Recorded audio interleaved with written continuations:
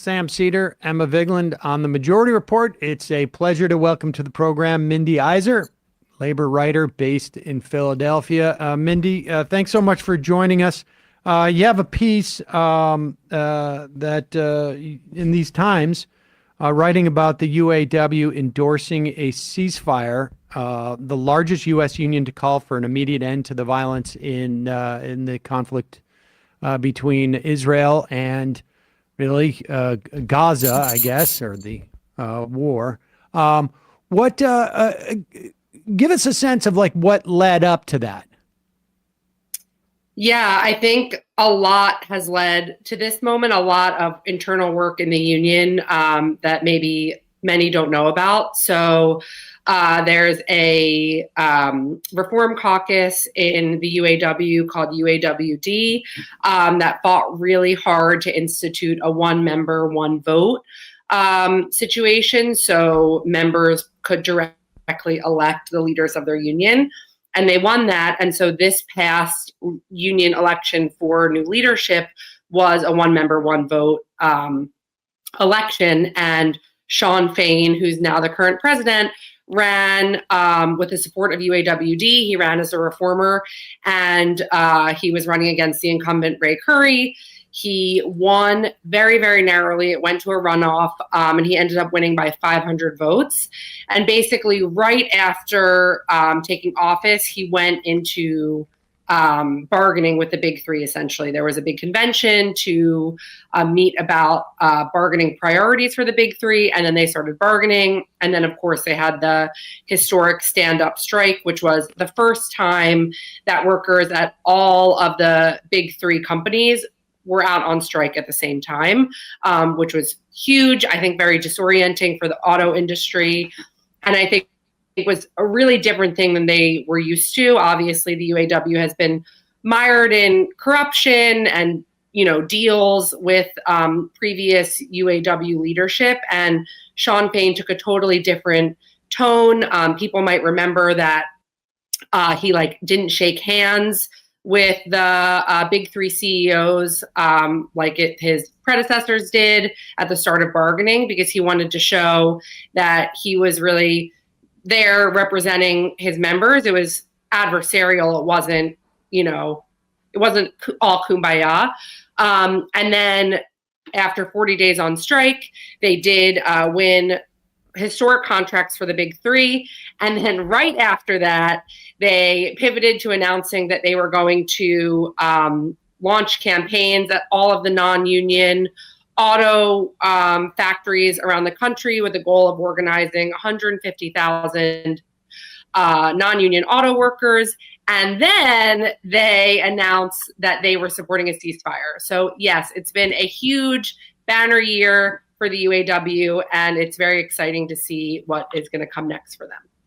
What I find fascinating about this story is that we're seeing the implications of process and how it implicates goals and strategy, because we're seeing the shift, that one shift, which on its face just looks like a different way of electing leadership, and which one I think seems obvious to people, where each person gets to vote as opposed to like a slate, electing a committee to provide a slate.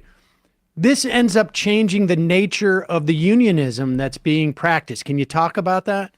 Yeah, absolutely. I think that's completely right. It's a totally different orientation to what a union is, what it can be, and who the union is and who it's for. I think there's been, an old school mentality in a lot of unions that our job is just basically, we're an insurance policy for workers. We help them keep their jobs. We help maintain the status quo. We help maintain wages and benefits. And of course, all of that stuff is important. Job security, wages, and benefits. Of course.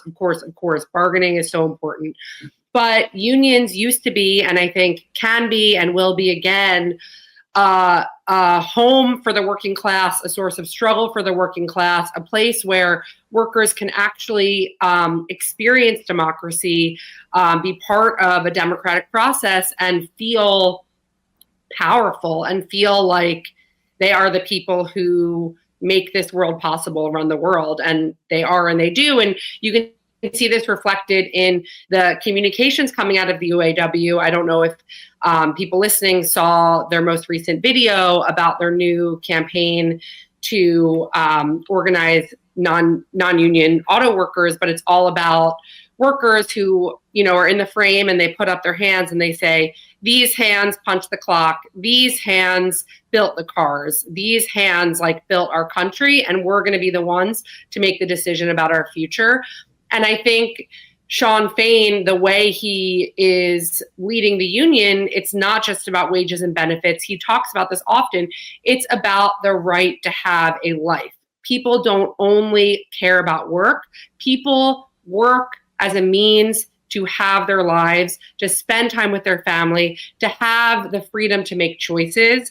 And when we have bad jobs, when we don't have control over our schedules, when our wages are too low, we don't actually have the ability to be full humans. And I think the direction of the UAW is saying we are organizing humans. We're organizing workers who have families, who have spouses, who have children, and communities, and we want to see all of those people and things thrive. All right. So, but what you're talking about is an expansion of what constitutes the material benefits that a union can provide for its workers, right? But when we start talking about weighing in on a ceasefire, and this isn't this, and we should be clear, the UAW has a history of engaging in these type of political questions. So this isn't. This is, if anything, a return to the mean as opposed to anything else. But what are the implications of that, right? I mean, the material existence of a worker in Michigan or Ohio working at a car manufacturer is not really going to be implicated materially by what goes on as to whether there's a ceasefire or not. So, what's the theory behind this, or what's the impetus behind it? Well, first, I have to disagree that people won't be impacted materially. I think they're impacted in two ways. And it's interesting that the first state you said was Michigan, because obviously the UAW is very strong in Michigan, not as strong as it once was, but there's a huge population of Arab auto workers in Michigan and Dearborn and Hamtramck outside of Detroit. There has been for a long time, and there's been a history of Arab workers standing up to their union and saying, you need to be on the right side of the Israel-Palestine war conflict, whatever you want to refer to it as. And in the 1970s, there was a wildcat strike about this very issue, about the UAW investing in Israeli bonds. And so I think there are workers who are impacted by what's going on in Gaza because that's where they're from. That's where their family is from. That's where they still are.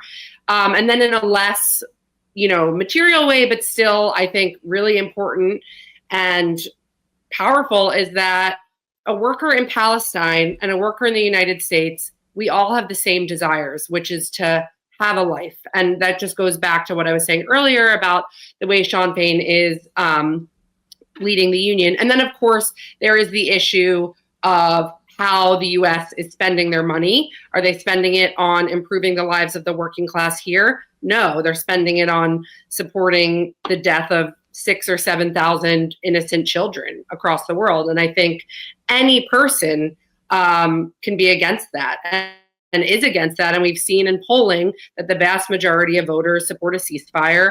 And obviously it's not everyone. And I think it is, a big step. And it is, in direct conflict with what the AFL-CIO said for the UAW to come out and say this. It's brave, but it's important and it's necessary. And it's also good to note that the UAW is not the only union who has called for a ceasefire. The American Postal Workers Union has called for a ceasefire, the National Nurses Union, the International Union of Painters and Allied Trades, the United Electrical Workers, and then, many local unions, including the Chicago Teachers Unions. They've all called for a ceasefire. So I think, that is what solidarity is. I was watching the live stream of the hunger strike in front of the White House last week. And that's when the announcement of the UAW support was shared. And Cynthia Nixon, obviously, we know her from Sex and the City and running for mayor of New York. She spoke about being a 45-year union member, and she said, unions are about the little guy standing up to the big guy, the person who has more resources and more power, and it's all about solidarity. And like Palestine in this situation is the little guy, and it's our obligation as working people to stand with them. And I personally find it very moving.